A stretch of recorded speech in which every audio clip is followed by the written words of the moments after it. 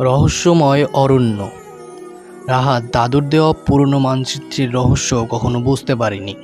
এক রাতে হঠাৎ এক চিঠি এসে বলে যায়, রহস্য উন্মোচন করো, নইলে দেরি হয়ে যাবে।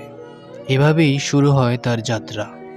মানচিত্রে আলো ফেটে উঠে দেখায় নিশিগিরি অরণ্য। রাহাত বন্ধু অর্পা ও তানবীরকে নিয়ে রওনা হয় অরণ্যের দিকে। গাছের অদ্ভুত কুয়াশা আর রহস্যময় সুর তাদের গভীরে টেনে নেয়। অরণ্যের ভিতরে তারা পায় এক প্রাচীন স্তম্ভ, যেখানে লেখা, যে ভয় জয় করবে তার পথ খুলবে। বাদুড়ের আক্রমণ ঠেকানোর পর তারা খুঁজে পায় একটি সোনালি চাবি। চাবির ইশারায় তারা পৌঁছায় পাহাড়ের গোপন গুহায়।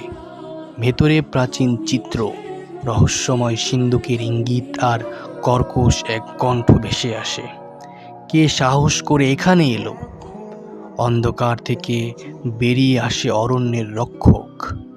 সে বলে, সত্য জানতে হলে শেষ পরীক্ষা দিতে হবে।